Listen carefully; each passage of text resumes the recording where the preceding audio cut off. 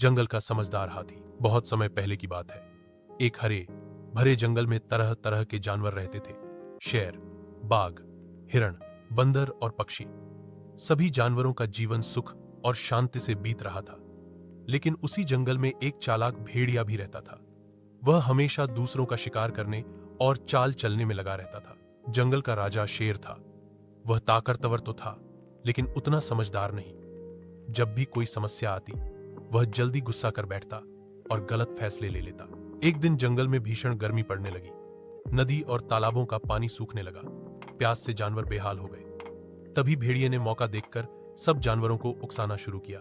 इस हाथी की वजह से हमें पानी नहीं मिल रहा। यह बड़ा शरीर वाला है और ज्यादा पानी पी जाता है। अगर इसे जंगल से निकाल दें तो हम सबके लिए पानी बच जाएगा। भेड़िए की बात सुनकर कुछ जानवर डर गए और सोचने लगे कि शायद यह सच हो।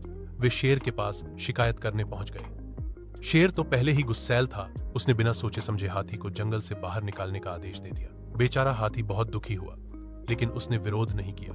वह धीरे धीरे जंगल छोड़कर चला गया। दिन बीतते गए, पानी की समस्या और बढ़ गई। भेड़िए ने तो पहले ही अपने लिए छुपा कर पान धर। हाथी जब जंगल छोड़कर चला गया तो वहां का माहौल बहुत बदल गया। पहले वह हाथी सबका सहारा था। वह झगड़े सुलझाता, छोटे जानवरों की रक्षा करता और पेड़ों को गिराकर दूसरों को खाना उपलब्ध कराता। लेकिन उसके जाने के बाद जंगल में अव्यवस्था फैल गई। शेर और चीते आपस में ज्यादा लड़ने लगे, क्योंकि कोई उन्हें शांत करने वाला नहीं रहा। छोटे जानवर डरने लगे। खरगोश, हिरन और बंदर को अब सुरक्षा की कमी महसूस होने लगी। स्वार्थ बढ़ गया। पहले सब मिलकर खाते पीते थे, अब हर कोई केवल अपने लिए सोचने लगा। एक सीख मिली। धीरे धीरे जानवरों को एहसास हुआ कि किसी एक के भरोसे रहना गलत है। उन्हें मिल जुलकर रहना और जंगल की जिम्मेदारी खुद उठाना सीखना चाहिए। कुछ समय बाद सारे जानवर इकट्ठे हुए और उन्होंने यह तय किया कि वे अपने समाज को फिर से मजबूत करेंगे। अब वे छोटे बड़े का भेद भूलकर साथ मिलकर काम करने लगे। धीरे धीरे जंगल में फिर से शांति और व्यवस्था लौट आई।